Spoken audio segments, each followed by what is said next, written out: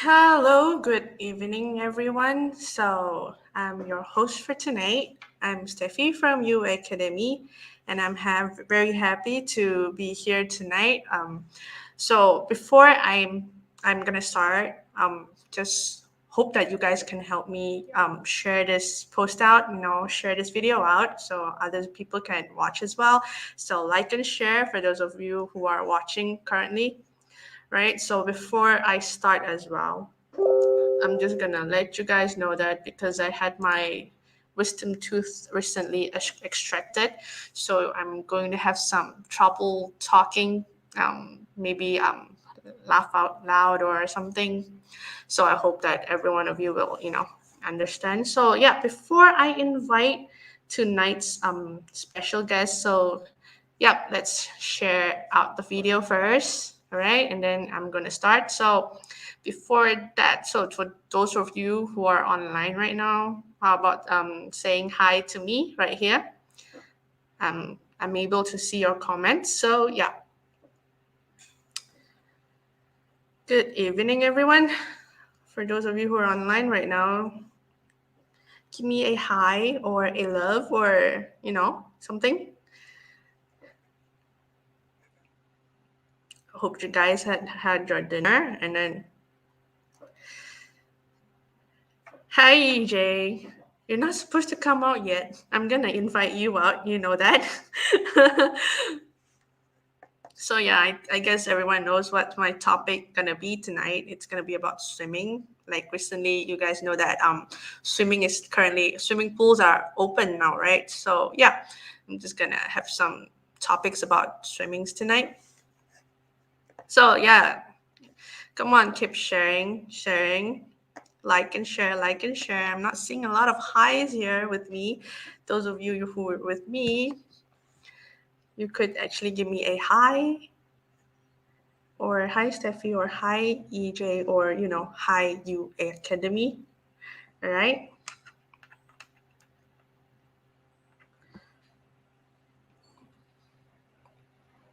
All right. I'm not gonna waste any more time.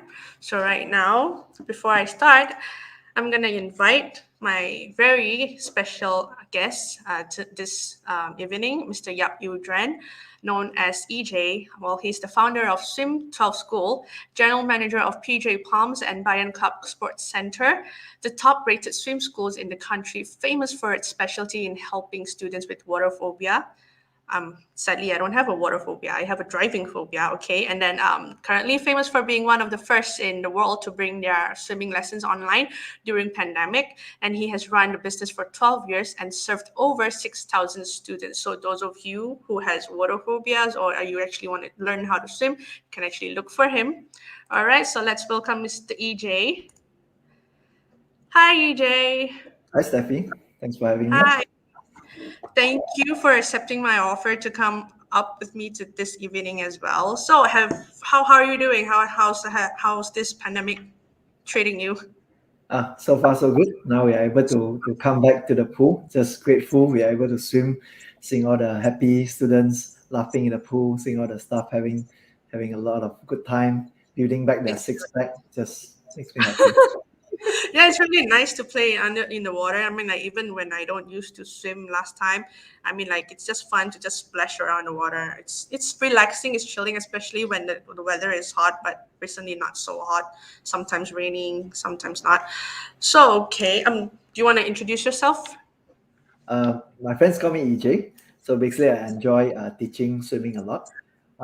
You'll be surprised. I'm not so much of a swimming person, but I just enjoy the process of teaching, especially helping people who are extremely afraid of water or they think swimming is impossible. So that's something that I'm really passionate about. And I'm very happy to help out more than 100 coaches to teach them how to teach swimming. So now our team members, we have about, at our peak it was 80. Now during the pandemic coming back, we have about 40 over staff. And all of them, we have to retrain our team members to be able to teach again because it's just like pilot haven't fly the plane for a long time. We need to Mhm, mhm. teach again. So that was the current process that we are constantly running through and constantly monitoring our SOPs. So this is the I see. thing that I'm currently working on. Okay, so how did you start this career as a swim coach? Swim coach.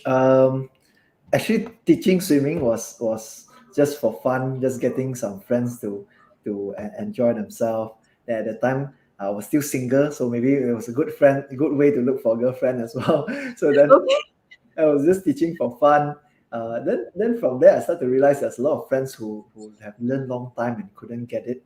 Then when I started to enable them to swim in one hour, they were to float on the back in 3 hours. I started to realize I got some unique skills. Then and when I meet people who have learned with certified coaches, state swimmers, and they take 6 to 8 months still couldn't get it, and I could achieve the result. That's what really got me curious into this industry. So as I explore more, I start teaching more students. Then I realize it's just the a way of communication. So if you're able to communicate very clearly with lesser jargons, user-friendly choice of words, breaking it down into small steps, being more encouraging, being more patient, then I could achieve the results in a very short time. Then from there, as I enjoy myself a lot, then I start to quit my full-time job and just go into it full time. So it was a big risk to take because at the time the job was paying really well, and in just 1.5 years, I was promoted into an associate marketing manager in a IBM. IBM is a very famous company those days for IT. Yeah, so to quit that job and go into swimming was my friends, my family was saying, "Oh, you're crazy! Why are you abandoning something such a good future for this?" Huh? But I truly enjoy myself. Then from there, uh, time flies. It's just 12 years past already after teaching since the first day. Oh, okay. So what do they say now after seeing that you actually have been teaching, coaching for being a swimming coach for like 12 years? I think at the beginning it's very normal that when people look at it and couldn't believe it because those days teaching swimming it's something that's not being glorified. It's just to a lot of people it's just a very simple job. Then to a lot of people it's like they're wasting your future. But I saw something more. I saw like if I have a better system of teaching, I believe a lot of people will want to engage me, and I believe I can teach a lot of people to do that. I think there's a lot of potential, not just in Malaysia, but what if we could export this way of teaching to some other countries to teach our way as well. So that was in my mind, and true enough, as more and more coaches start to be able to deliver results, so I feel that it's not just me, one person I could do it. A lot of people I could teach them to do it.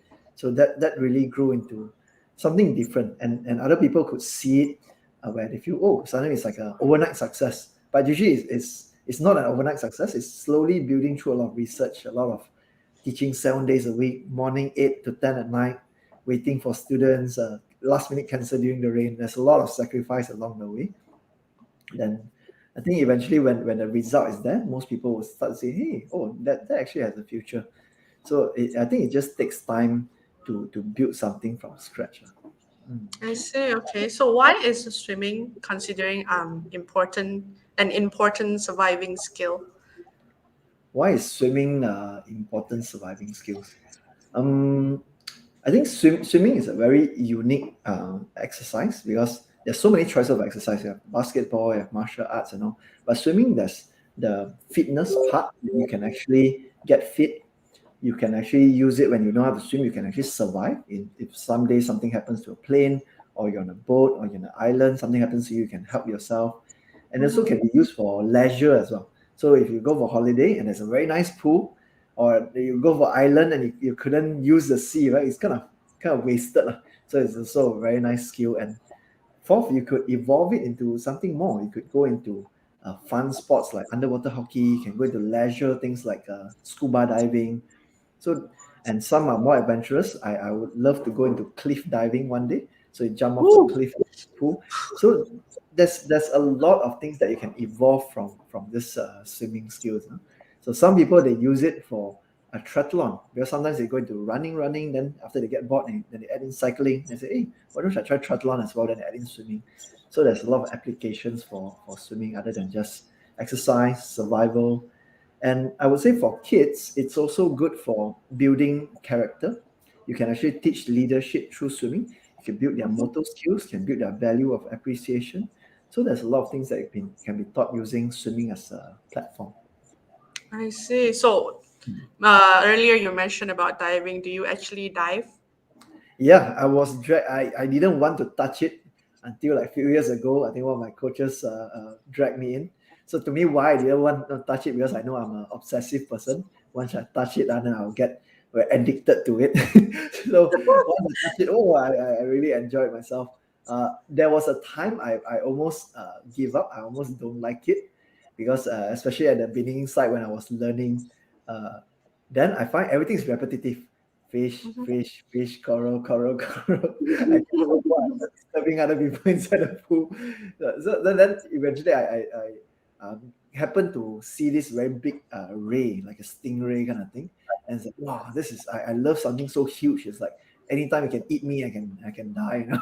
So that sense of adventure makes me feel, oh, I think I love diving. I just need to find a place that has more bigger fish. So that Okay. hope for diving starts to come back and start to enjoy it. Do you actually need to know how to swim in order to dive? There's a lot of operators out there who try to sell like a quick course where you can actually use the equipments and you don't even need to learn how to swim. But I think those are shortcuts taken by businesses who feel that if they don't take in people who can't swim, they lose quite a big market share. So a lot of schools, they do sell their courses even to people who don't know how to swim. But personally, I feel it's better that you know how to swim. If you go to a proper, like a five-star diving school, right, like a PADI five-star school, they insist that you need to swim at least a few hundred meters before you can learn diving. I think one of the reasons is because there's many things that can happen in the sea. Sometimes you might panic, something goes wrong with the equipment. If you know how to swim, the chances of you surviving is a lot higher, even if your equipment malfunctions. Yeah, so I think it's a very big backup plan to have, and you feel a lot more comfortable if you can swim and you can go diving. It's a whole different experience. Okay, because I always thought that maybe we have to be really pro in swimming in order to learn diving, which that is why I never tend to want to learn diving because I'm not that professional in swimming. So also I can No, never practice. you don't need to So be a pro. You just need as long as basic you have the basic survival skills. skills, Yeah, you can swim at all least, right? let's say, 200 meters. You can float on the back. You can help yourself. So small things you would need, let's say, if your equipment doesn't work, or you Okay, okay. can hold your breath for at least a minute, or at least 1 minute. I think that would be very useful. Then let's say like for someone who has water phobia, because I saw that you actually help people with phobia, water phobia as well. I mean, like how does water phobia even happen? I don't even know. I mean, like it's water. Everyone goes. I mean, everyone touches water every day, right? So Hmm. yeah, how is Water it? phobia, there could be many source of there's many root cause. I would say most of the time it's just luck. Where what's your first exposure to water? Let's say when you were young, maybe the way a parent showers you and the water goes into the nose, then immediately you don't like shower anymore. Then you don't like water anymore. Or it could be sometimes you went into the water, the first instinct you did was to breathe in, water went into your nose, then you feel pain. So when you were younger, you associate simple things like, oh, water is pain, so I don't like water. Yeah, so that thing can carry forward for a long time. It could also be family bring up. Let's say sometimes the old school way of parenting would be, I want my kid to fear water. Because if my kids fear water, they don't even go near the water, there's a lower chance of them drowning. Yeah, so those are the old school way. Don't let constantly when my kids go near water, I will say no, don't go there. Yeah. So once there's an association, water, you're being shouted at no, then you will just grow up feeling, oh, water is dangerous. So that's the old school way. But I think now modern parents would understand that if you learn how to survive, if one day you really accidentally went into water, and you never know. Sometimes we are kids, we are rebellious. Sometimes friends just ajak us to go somewhere. Your parents can't be there with you all the time. So if something Mhm. really happens to you, at least you have certain skills that can help yourself. So those are the few ways. And third way, I think it will be drowning experience. So a really accidental drowning. Maybe they used to be able to swim, but then they drown. Maybe the friends pull them, or when they are not competent enough, someone just push them into the pool. And that could create some traumatic experience. Because not everyone is built the same way. Some people, when you give them adversity, sometimes you give them difficult situation. Like my time, how I was taught swimming, I was just thrown in the pool. I was crying like I'm drowning, and that's how my cousin said. That's how you learn how to swim. You gotta survive. That's how a lot of people learn swimming. So you either get stronger out of it, or you just build a traumatic experience out of it. They So just have some to be people, scared. yeah, yeah. So some people become stronger, but a lot of people become traumatic. So that's where it's kind of luck where how's your first few exposure to water, but But how do you regardless. help overcome it, like overcome those phobias? Okay, I think first thing is to um, educate, focus on education rather than motivation. I think one of the old school way of teaching swimming is constantly encouraging somebody by saying, "Hey, you can do it. Don't be afraid. You never try, never know." So it's all these are trying words to motivate somebody just by saying that you can when somebody says cannot. But I truly believe that when you focus more on the education part, you start really small. Like what could you do with your ears? What could you do with the nose? What could you do with the mouth? So when you learn different options, you start to realize, oh, these are the things that I can do that makes me safe. How does Mhm. pain comes about? Let's say if I breathe in water or I swallow water, that's where the pain can come. So when you slowly they start to distinguish the difference between how the pain actually comes about and what can I do to avoid those pain, then they start to enjoy water. And sometimes it's perception. Sometimes people will feel, oh, if I'm sinking, I'm drowning. So when there's a bit of feeling of sinking, immediately you feel, oh, I'm going to die. So if you can associate the feeling of sinking is good. When you're sinking, the floor is there. You can actually use the floor to jump up. Sinking is good for you. Then suddenly that perception change. So it's a lot about education. Yeah. So when somebody's being able to educate, like what is the main reason that they are afraid, we slowly dissect one by one. We solve one by one. We give them different routines. Then from there, they will slowly realize actually swimming, there's nothing to be afraid of in the water. Ah, okay, okay. I used to be really afraid of water. It's like Yeah. I just don't want to swim. It's like every time when I see when it's deep, I mean like the pool is like from shallow to deep, right? So Mm. I'm only able to swim around the shallow area. Every time when I reach the deep area, I'll be like, I'm afraid of drowning. Am I gonna drown later Mm. on? And now, once I swim, am I gonna drown? So like, is this considered as a phobia as well? It's like, when I reach the deep part, and then I'll be telling myself, oh, I'm gonna drown, and then I'm just gonna stop right here, and that's it. It's just simple association. Like sometimes somebody who have drowned before, and it was a very cold pool. So if somebody just goes to a cold shower or cold swimming pool, you start to see them tremble already because it's an association. Cold is danger. Yeah. So sometimes for you it could be fear of the unknown. So where our mind will have a lot of what if I sink down and I cannot come up, what if I run Yeah. out of air and I don't know what to do. So a lot of all this what if is not being answered, right? And that's where there's a lot of uncertainty, and that's where the fear comes from. So if you are able to explain one by one, like let's say fear of running out of air. So one of the examples that we give our students is first practice how to hold our breath as long as possible. Then they realize, oh, I can actually hold very long, I have plenty of time. Then second, we learn how to exhale all your air out. So you have no more air already, right? Then you sit on the floor.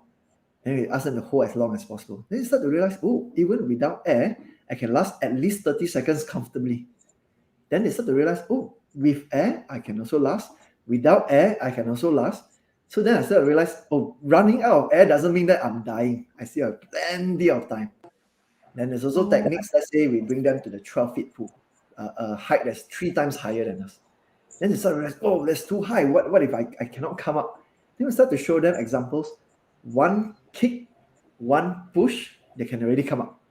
Then we show them examples of that. What if we struggle? We use a lot of kicks, a lot of movement to come up. It's so difficult to come up. Then start to realize actually one of the reasons a lot of people drown is they're trying to struggle to come up. That's why you use a lot more energy, you run out of energy, run out of air. That's why you feel like drowning. So if you realize you like what actually if don't they, need, sorry? what if they panic? It's like, because you cannot feel the ground, your feet can't feel the ground, and then that's why you panicked, and then it's like, oh no, what am I gonna do? It's like, you're like Yeah, you right there, freeze right there, and then yeah, you might as well drown, and anything could happen. yeah, I'm that's I'm that's like, true. That's true. Usually one of the fears is like being stuck in between. Sometimes they are not down, they are not up, then they are in between. Then they feel, oh, what am I going to do? So usually it's about teaching the method of kicking, method of pushing, where they use very little effort, then they can achieve their goal. So we teach them how to glide forward, glide upwards. Then you realize even 12 feet pool, one push, they can come up all the way from the 12 feet already. So then they start to realize, oh, swimming is actually very, very easy. So it's through all this education on what they can do, what they cannot do. So from there, I believe education is something very important, where once you know the rules of how to play a game, it's same as how you learn the rules of what you can and cannot do in the water, you start to enjoy it. I see, but it depends on how you're gonna take it, right? Maybe some will take just months, some will take years. Like me, I took 6 years. No, more than 6 years. More than that. Since primary three to 18 years old. I think that's a lot more. Yeah, it's normal because different people will have different learning capabilities, different understanding. Sometimes a language barrier. Sometimes it's just coordination. Someone who plays a lot of sports, they got good motor skills. They will learn a lot faster. Someone who doesn't play much sports, they might take a bit longer. So it doesn't matter because end of the day, like our school, we have this. We call ourselves swim in 12. Means learn to swim in 12 hours guaranteed. If you cannot get it in 12 hours, we keep teaching you for free until you can get it. So it doesn't really matter Oh, how long you get it. You just come, pay for the lesson, and then you just come once a week until you can swim. So well, that that's why is you call swim 12. yeah. That's what makes it a lot of attractive to adult students, especially because sometimes when someone is already adult, they will feel, oh, I think I'm too old for this. Someone who's like 40, 50, they'll feel, oh, I'm too old. But actually, this is never too old. Our oldest student is like 81 years old. So 81. yeah, 82 actually, 82 years old. Wow. So this program kind of help a lot of people to feel that I don't need to worry so much about money. I just pay one time, I can get it. So then they take their time and learn. So once they don't have that money pressure, right, it's very easy to pick up swimming. Oh, okay. Okay, now I know. 81 years old. Okay, that's really wow. Really Yeah, really when someone is like 40 years old and say, oh, I'm so old already, I want to learn swimming. I said, how old are you? 40? Oh, yeah, half the age of our oldest student. I said, Yeah, how? they have no excuse, man. I mean, like even an 80-year-old can start learning. 40 years old, really, they have no excuses. That's true. Yeah. So how do your students gain? I mean, like how do children or your students or anyone adults gain confidence by learning swimming? Gain confidence, I think it's setting small milestones, setting mini goals. So as they start to learn things that they didn't understand before, like some kids that not even put their face in the water. So once they start to Mm-hmm. feel, oh, if I put a face in the water, my nose can only have two options. I can blow, I can stop. Or in the water, I can actually open my mouth, I can make funny faces, I can talk as long as I don't swallow. So once they start to understand these small things, then they start to realize, hey, actually I can do a lot of things in the water. They start laughing, playing in the water, they start racing. That's where confidence will slowly build up. Then eventually, as things that they feel impossible for them becomes possible, the confidence will naturally grow. But what we do extra to help our students feel way more confident will be we are constantly thinking about how to make them smarter. So one of the things we do in our lesson is we are constantly creating a flow where we show them probably 1, 3, 5. Then somehow they discover the 2, 4, 6 on their own. Then from there they feel, hey, I discovered this on my own. Then as a teacher, you get the opportunity, hey, I haven't taught you that yet. You already got it. It's just like people who use dots Mm-hmm. to create a lot of dots. Then they get you to draw. So once you follow the dots, you finish drawing the dots, and you realize, hey, I know how to draw a snake. But actually, it's the guy who learns how to design the dots that makes you learn how to draw the snake. So that's the way that we do it, where we create a lot of dots. So when students connect those dots, then they feel, hey, I actually learn how to swim by myself. So that Oh, whole bigger level of confidence when they feel smarter, they feel more creative, and that gives us a lot of opportunity for us to compliment them. I So that's see. something that I constantly emphasize to my coaches to help build more than just swimming skills. Because there's plenty of swimming schools out there. You can actually learn swimming anywhere. So we've really established ourselves in teaching fast, enjoyable. But one of the bigger mission for me is I want to make my students smarter with higher values, with better attitude, all these things that I want to add in while they are here learning swimming. Oh, okay. Okay, I see Anna saying that she once flood accidentally and step and fall into the big longkang and get choked. Mm. Ever since the incident, she's scared of water. So I think so. Yeah. So this is like another phobia as well, right? So that maybe she's not. I don't think she's actually swimming right now as well. That's very normal. Usually, once people have a big incident with water, then you would tend to just avoid it because you will associate water is danger already. But I think it's very important for us to cure our phobia, to get rid of things that we are afraid. It could be fear of snakes, fear of heights, fear of water. Because once you slowly get rid of your fear one by one, right? Your confidence for other things will grow. Confidence in your career, confidence in your love life and all. There's so many things will start to be very different because you dare to start to realize life is much better when you have less things to fear. You start to see sometimes fear comes from our mental imagination of a certain limit. We feel that, oh, this thing cannot, this thing I forever cannot, or I'm not smart enough, I'm not brave enough. But I think the most important thing is to get the right teacher. When you have the right teacher who guide you through step by step, and it's not forcing you, it's not pushing you too much to a point that your fear becomes even more afraid. You let someone guide you through that step by step, right? It's very empowering. You turn something that you fear into something that you like. It's a very powerful feeling. So like for me, uh, until today, I'm constantly finding things that I fear or things that I don't like and try to conquer it. Like there was one time, I think when I was about 20 over years old, I was afraid of heights. When I look down the shopping center from a fifth floor, I feel like going to pee. My legs were very shaky. Yeah, so that's something that I feel. Hey, I don't want to feel like this forever, So then I just go to rock climbing. Then from there, rock climbing actually helped me cure my fear of heights. I still remember that to a point where I was climbing halfway, then I felt stuck. Oh no, if I jump down, that's like very high. If I climb up, it's also very high. How? I cannot go down, I cannot go up. I'm so scared. Then in the end, I just climb over. And once I passed through that, I said, hey, that was really empowering. Then I keep climbing again and again. Then I start going 2 stories, 3 stories high. That was a Wow. very nice feeling. Then in future, I really enjoy heights. Then at 30, I think 31 or 32 years old, now I'm 36. So at 31, 32 years old, I told myself, hey, I've never learned gymnastic before. But I see it's really cool for all those young people to do a backflip. I want to learn how to do a backflip at 32 years old. So that I really went to this place called Jump Street. I met a very good coach. In 1 hour, without gymnastic background, I learned how to do a backflip. Oh, So I recorded what? like a Facebook story about it. Like, wow, this is so fun. So it's actually having the right coach, and actually being a swimming coach really helps me as well because there's a lot of fear when I'm doing it.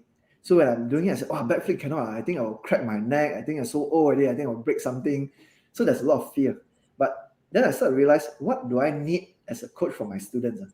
I need my students to have full faith in me. Whatever instruction I give to my student, I need the students to have full faith, trust in my process, even when it's scary.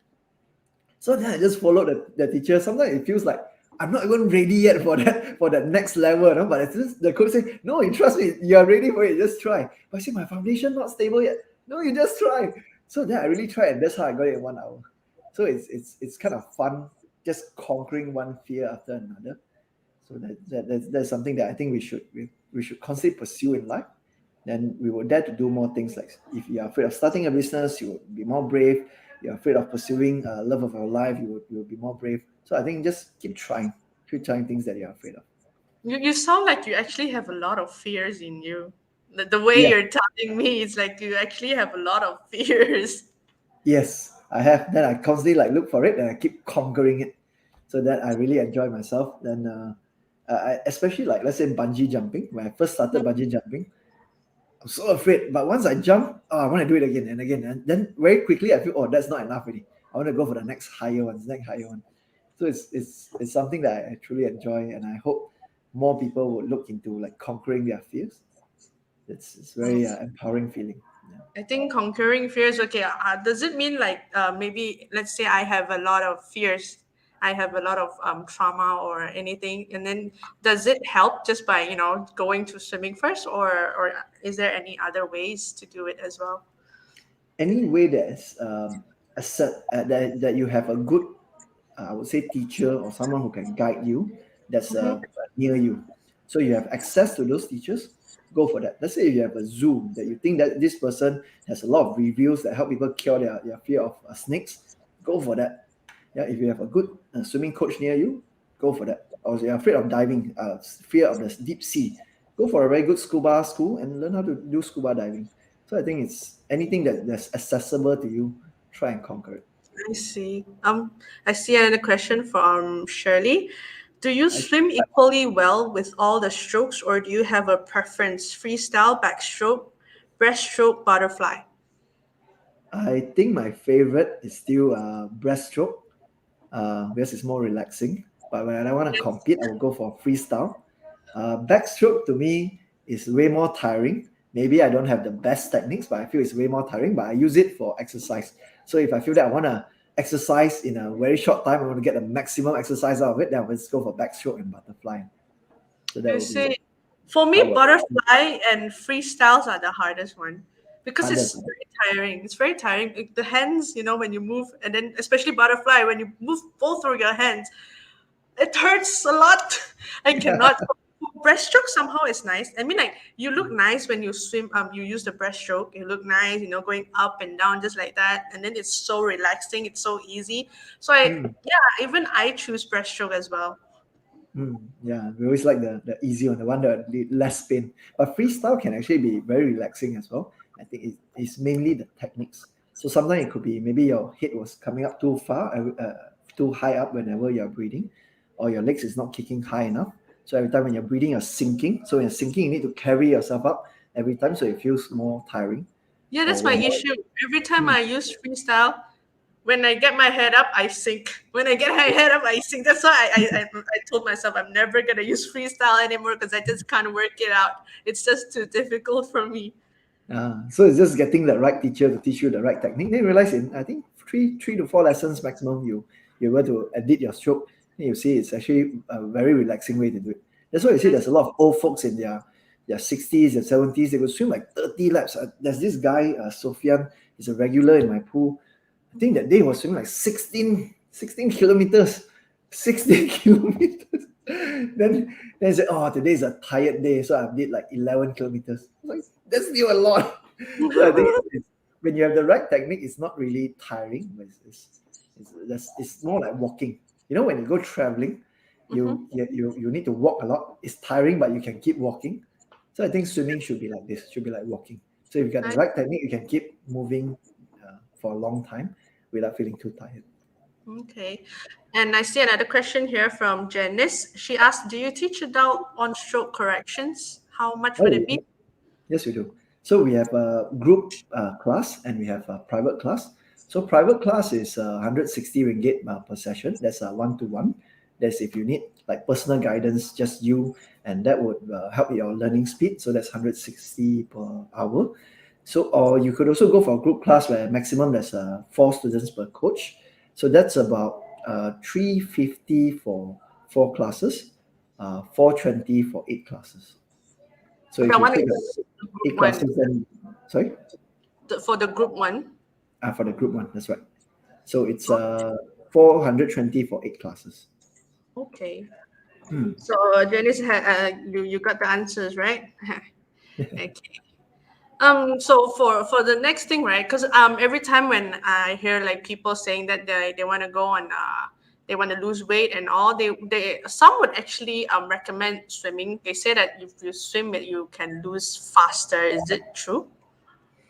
Mm, for me, it's not so much of the activity. When someone said, "Can you learn swimming and lose weight?" Actually, you can do a lot of things and lose weight. You can lift a dumbbell and lose weight. You could actually run and lose weight. It is mainly not so much of the activity, but how much intensity you put into it, how much time you spend into it. That's the main difference. I mean, they Swimming, say it's like way more quicker when you swim. So the fats they lose more faster. I would think mainly maybe because when you're swimming, you're using more parts of the muscle. You're using legs, hands, body twisting. So there's a lot of things that's going on. So it feels like in a shorter time you could actually achieve more. But Mhm. mainly it still boils down to how much intensity, how tired do you want to be when you're swimming, how long can you hold that being tired that long. So I think it will be very similar to running or cycling, but it's just the intensity of the activities. Mm. But Okay. swimming is a lot more relaxing in a way where it usually you don't go very far. Let's say running, if you want to go somewhere far, you need to reconsider the coming back time, same for cycling as well. So swimming you do it in a pool, usually it's just 50 meters. So and swimming, you sometimes you can just slow down, relax, fall on the back, stop, and just enjoy yourself. It's very therapeutic feeling when you're swimming and relaxing. And it So doesn't when feel so hot, and you don't yeah, feel your sweat. You just all like you're enjoying in the water. yeah. And I think during this time, it's one of the safest thing to do when you're talking about COVID time, because in the water, the chlorinated water kills germs and viruses. So it's Oh, okay. very safe to be in the water. So let's say you're sharing a pool with someone with COVID, the COVID cannot spread inside. But nowadays, only those who are fully vaccinated and there's no symptoms, low risk, only those people can use the swimming pool. So Ah, nowadays it's okay. very safe to swim. I see. Okay, but I've always had these questions. Actually, I asked my teachers before, Mm. why do we have to, go for a cold shower before we jump into the pool? This question, Um, no one has ever been able to answer me this question. there are links of a study to related to heart attack. So if you have like a certain shock, temperature shock or something, I didn't go too detail into it, but something related to if you don't do it, you could get heart attack easily. But mainly I think the main reason is hygiene. So imagine everybody just is just a little bit dirty somewhere. Maybe you Mhm. step on something, or maybe your hair has some hair gel, hair wax or something. Then when you go into the water, all these small thing adds into the pool. It can get pretty dirty if there's like 100 people in the pool. And we have like few hundred swimmers a day in a swimming pool. So ideally, if everybody just at least rinse out a little bit, the pool will be cleaner for everybody. I see. So Okay, hygiene will okay. be the main one. You're the first person who gave me an answer for that question. I've asked a lot of different swimming teachers, and they all said, I'm not sure actually. I don't know actually. I'm like, okay, never mind then. So yeah, you're the first who gave me this answer, and yeah, I am happy with that answer. So okay, I noticed that you're the top rated school according to both Facebook and Google reviews. So many students take the time to write long testimonials or reviews. Right? How did you actually achieve that? Um, I think if when people take time to write a testimonial nowadays, even you buy something from Lazada, you won't spend so much time. You say, "Oh, good product, good 5 star," then submit, right? So if somebody were to actually take time to write a whole essay, I think it really touches their heart. It's something that they really feel is beneficial for them long term. Because swimming is not something that you need to keep maintaining. You just Mm-hmm. spend one chunk of money. You learn probably take one year maximum, let's say 2 years to get it. Then you're set for life. For life, you don't need to pay maintenance. You can really swim. It's just like learning a language. Once you can speak, you can keep speaking for life, really. So it's something that touches people's heart, and that's where I think people start appreciating a lot, and they really put in time for the testimonials. And I really appreciate it because it's a lot of people who spend money to learn swimming. They are really busy people as well. So to take the time, I really super grateful without words. I don't know what's the words that can describe those gratefulness, but I'm really happy for that. And especially I see things like, let's say they say, "Oh, I was 60 years old and I thought swimming was impossible." Then they get it. So those are the testimonials that I love. I also love it when they are talking about their attention span. Previously, teacher was just complaining about my kids is not paying attention, couldn't focus. And through learning swimming after a while, then they say, oh, I think my kids are starting to build better focus, can learn a lot better. So these are the small things that I see in changes of their other skills, other attitudes, other key things in life that are important as well. That makes me feel really happy because I feel that we're actually changing their life. Although they're just kids, we play a part on the things that are in between home and school. So Mm-hmm. anything that I missed out, as simple as saying thank you. I've met one kid that um, we've encouraged him to say after the class, remember to say thank you, and we say it in front of the parents. Most parents will say, yeah, you must say thank you to your teacher. But this particular parents is like doesn't care about that. The parents are just okay, let's go home. So I make it to a point to insist to that kid until it becomes a habit for that child to constantly say thank you. So then I feel that although it's something small, but I think if I help that kid to be a bit more grateful in life, those things could Mm-hmm. be missed out at home, could be missed out in school. I think his life will be a little bit better if he's someone who is more grateful. So these are small things that I constantly pursue. I feel it's very important for someone like us. My parents give us 1 hour of their time and to make a difference for their long term in their life. It's like it's all that little details that actually counts for a lot of things. Mm, Right. yeah. Okay, I see another questions from Shirley. How to improve swimming endurance and build stamina for beginner swimmers? Mm. Building endurance, it's a lot about pushing ourselves, setting mini goals. So let's say if we could already swim 300 meters, then say, I cannot pass 300. 300 is just too much. Just push yourself the next time. Can I do 325 meters or 310? Or maybe if I can't do the same stroke, maybe I try 300 for one stroke. The other 10, I go for something more relaxing. But I just must push it a little bit more. So every Mm-hmm. time when you swim, you just push yourself a little bit more, a little bit more. That's where eventually your body will adapt to it. It's just like how do muscular people become muscular? They lift up heavy weights. They're actually tearing their muscle when they are building their weights. But Mm-hmm. tearing their muscle is somewhat like injuring it. But after a while, they will recover and they get stronger muscles. It's same for endurance as well. So when you keep pushing yourself, when your body cannot take it, it gets so tired that it breaks down.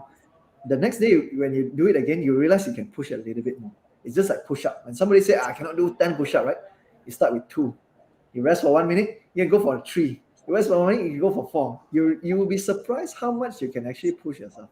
So this Okay. is the way to push endurance bit by bit. I see that's how everything actually works because every time when I swim for 2 laps and that's it, I'm exhausted. I'm just gonna stop. I'm not gonna swim anymore. And then yeah, when I go for the next round, I'll be like, oh, I really don't want to do this. Can I just go home? Can I just leave? I never. No one pushes me around. I don't push myself. So yeah, I think that's why I'm always like my mom always say you're always doing things halfway. Can't you just finish it?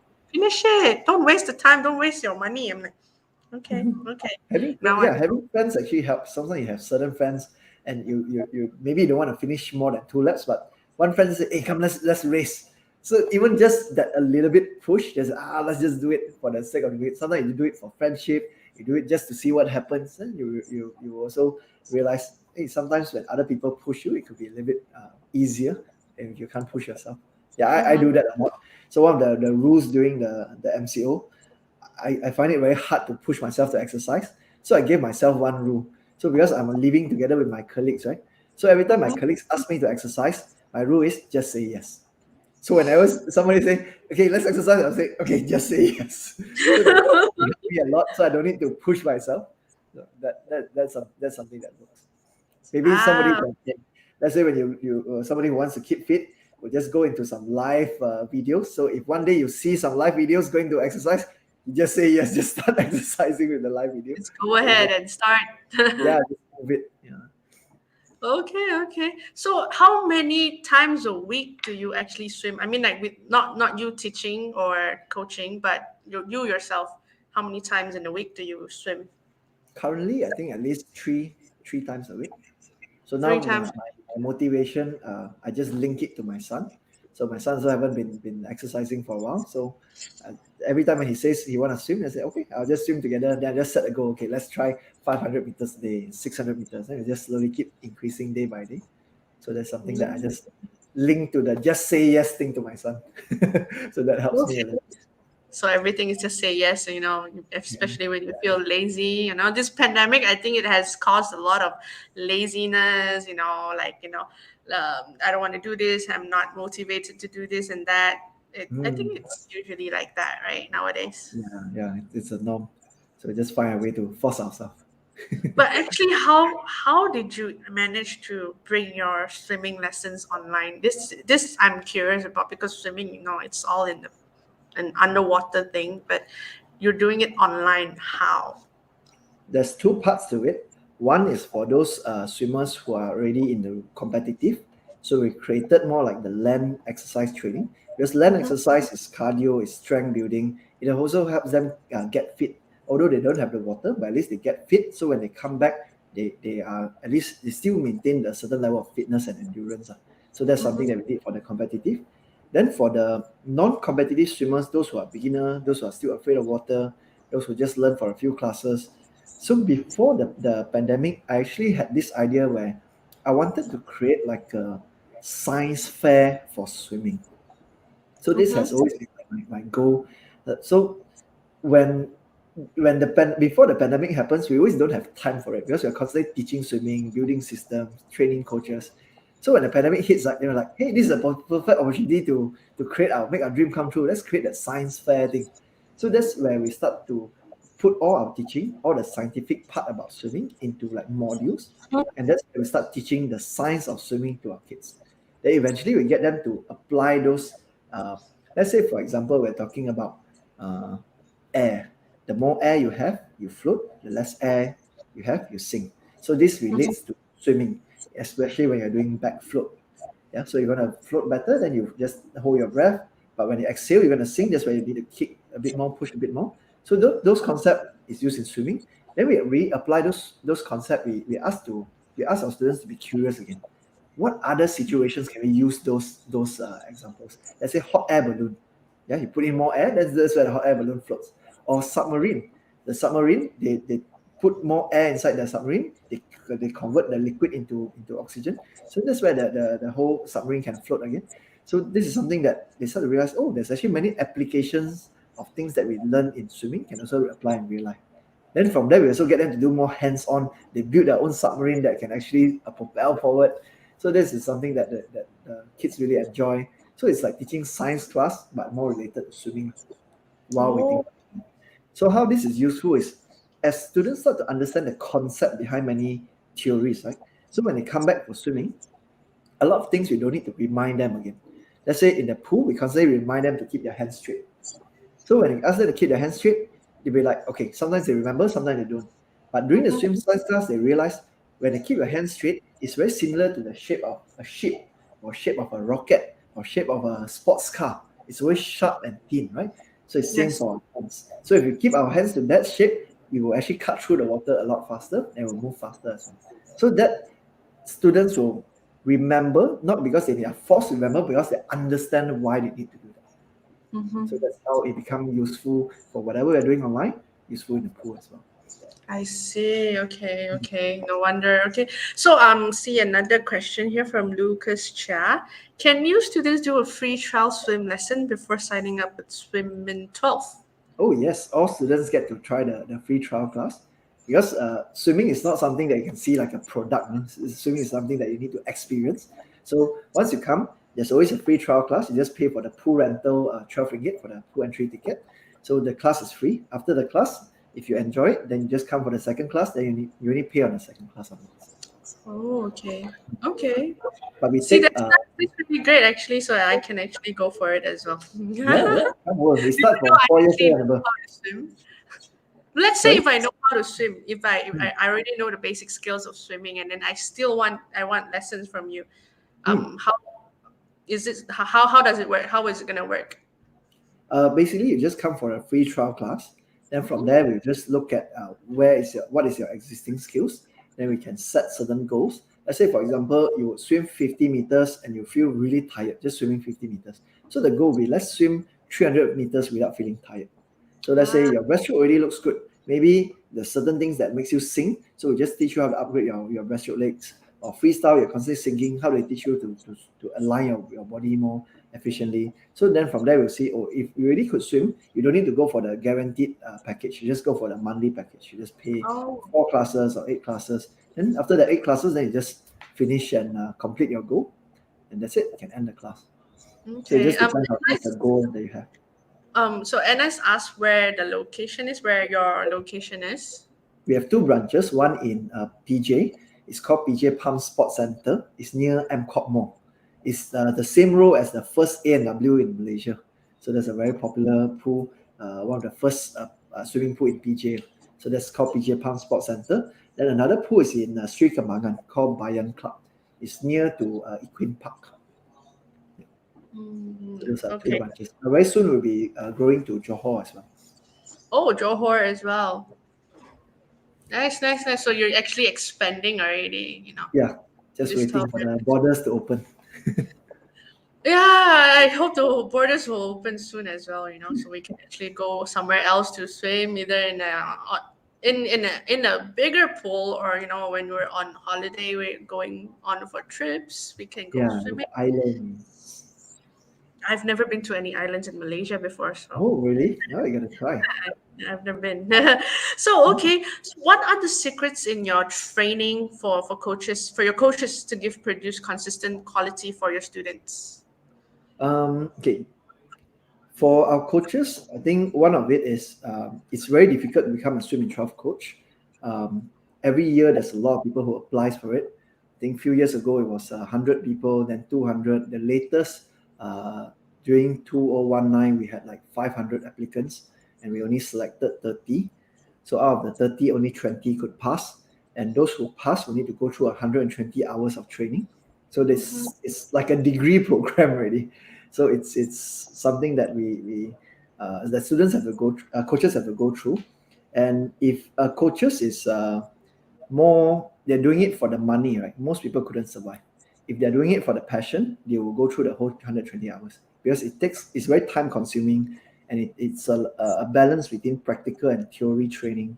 And there's a lot of psychology involved in terms of teaching. We don't just teach the strokes. We teach a lot about motivation for adults, motivation for kids, what are the games that we could play, what are different fears that students have. Like, for example, fear of water. We have like 12 different categories of what are the reasons that people fear water. Then we have a solution for all these categories. So these are things that they actually need to study. It's just that we're not famous enough to put it into a college module. But at this moment, we are building it we're treating it like a college module. So this is something that coaches need to go through. And one of the beauty is it's actually very difficult to pass, because, like, let's say theory, right? They need to get 90% in order to pass. To pass that, then they need to go through like 30 hours of internship before we actually give them a real student. So it's uh, like, even for now, there's a lot of refresher course when they come back. We don't take it lightly. We make sure that the coaches are well trained, well equipped before we actually hand them students. So from there, naturally, with the right balance of those training, and at the same time, the philosophy of, we don't force coaches to follow our module 100%. You learn the module, you understand how it works, but you're still free to experiment if you think there's another way to achieve it better. So that's why we're constantly in an innovative mode, where coaches are constantly trying their own ways. And from there, we actually discover a lot of more efficient ways to learn. That's why I feel that we are, instead of the swimming school, we're more like a research school, teaching swimming research school. And that has helped us for the past many years.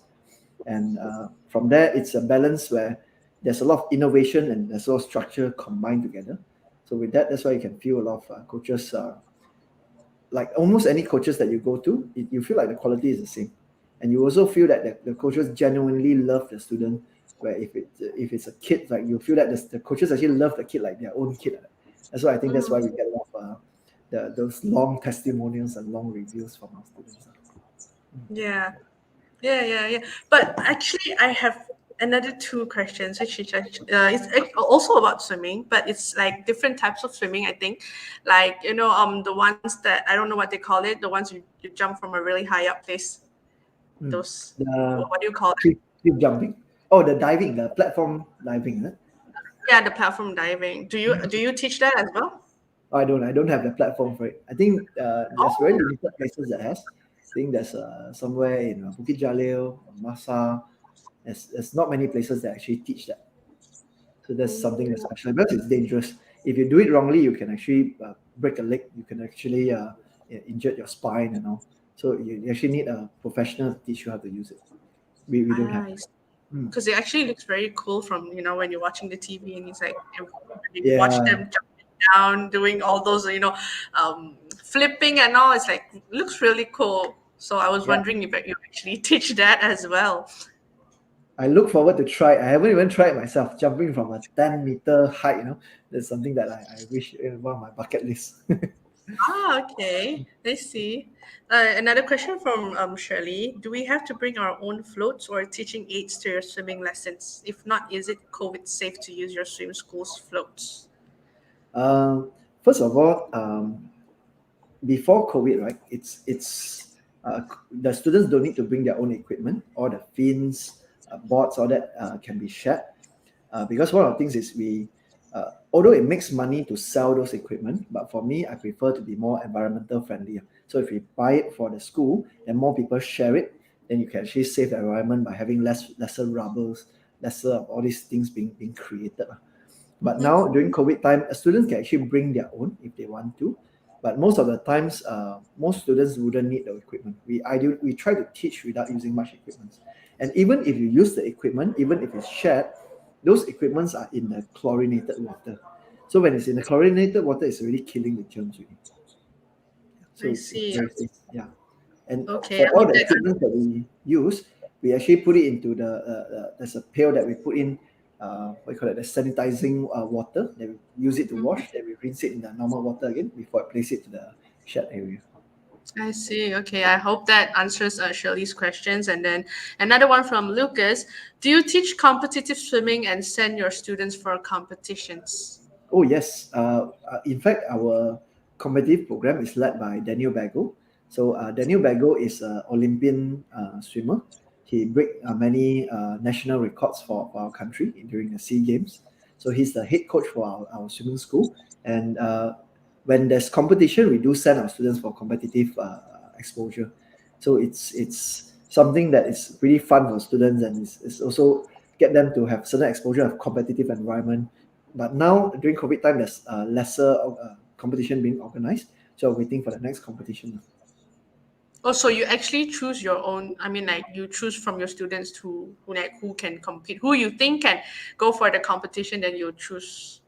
Yes. Ah, So I even see. for those like kind of beginner competitive swimmers, we will still expose them to a lot of beginner competitions. So at least for them to have a feel of how a competition feels like.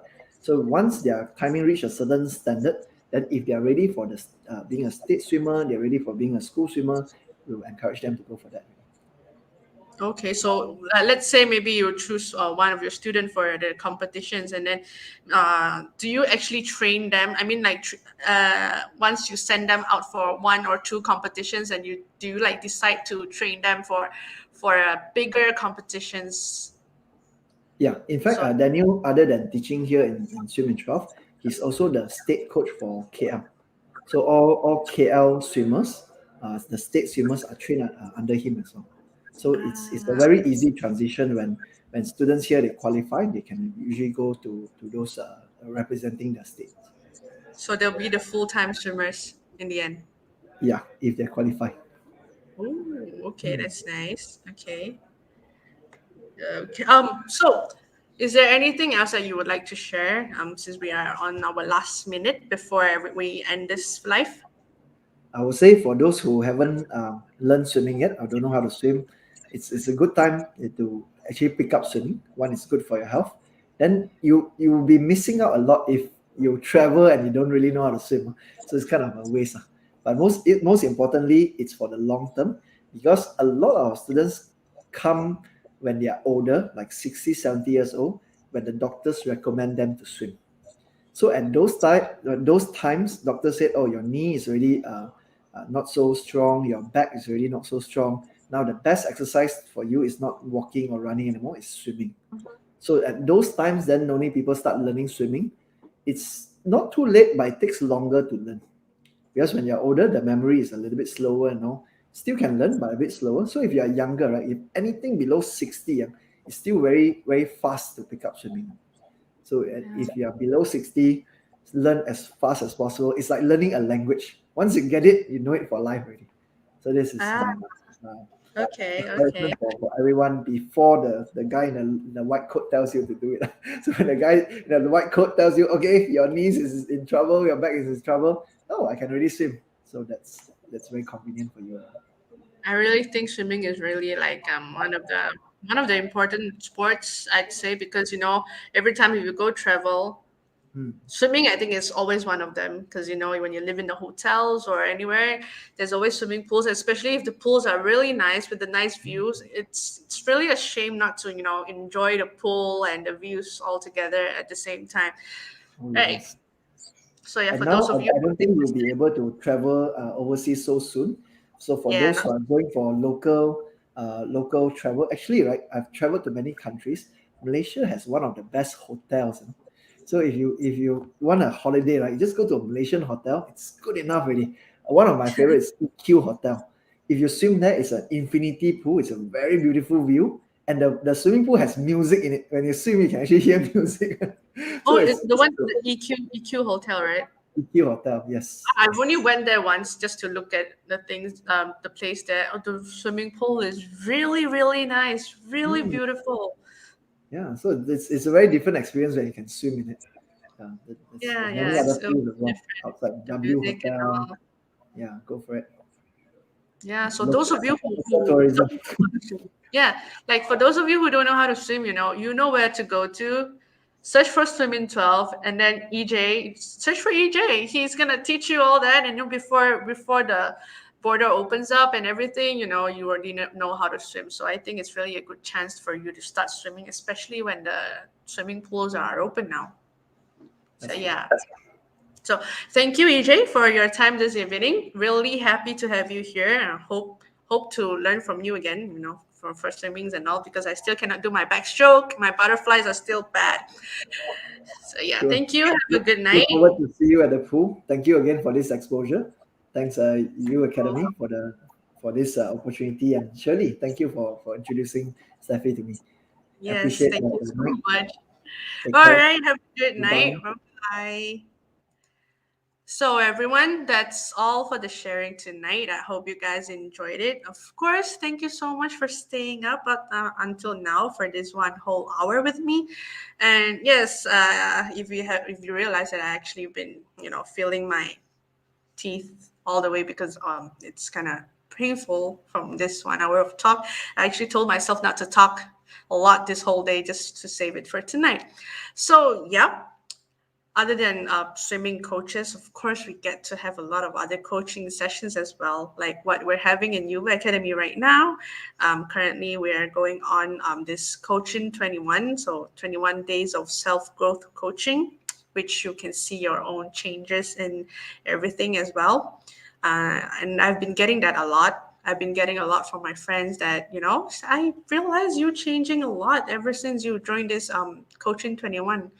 Yes, I did. I changed. I changed a lot. Okay, from a low confidence person into a better confidence. I can speak better now, even if with a stranger. You just give me any stranger right in front of me right now, I still can talk to them. And yeah, from a bushy hair, I mean, like, my hair was curly and all, and I decided to change my own image to make myself better looking and all. And this Coaching 21 really works for me, and I'm sure it's going to work for a lot of you. Anyone can join. I mean, like, it's only for now, the price is only for now 500 for 21 days, right? I think the price is gonna raise anytime soon.